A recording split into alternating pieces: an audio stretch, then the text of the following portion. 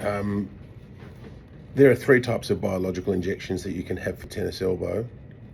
There's basically stem cells, tenocyte cells, and platelet cells. We'll deal with stem cells first. So I have read every piece of literature available to me in the last 10 or more years, and I'm yet to find a randomized control trial that used any decent outcome parameters such as histology or biopsies of cartilage or tendon to show that stem cells have a proven benefit. It's currently about $12,000 per injection, which is prohibitively expensive in my opinion. So I find it very hard to recommend stem cells for tennis elbow at the moment. I wish it was different to that, but at the moment, those are the facts, and I find it hard to recommend.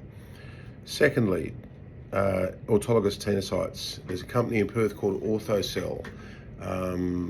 They will charge about $3,200 for their service where they can multiply 10,000 cells into 10 million cells and give them back to you. It's cutting edge technology, and they've got published data which shows that it works even on the difficult recalcitrant cases where other treatments may have failed. So I do like tenocytes. When you add the cost of the biopsy, you're looking at about $5,000 per treatment, so it's not cheap.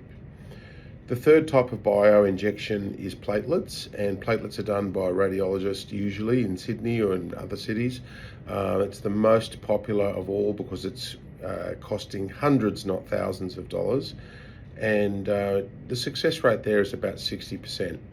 About 60% of patients will show symptomatic improvement with their common extensor origin symptoms within 8 weeks, which is the time it takes for collagen to be synthesized in a way that can be measured.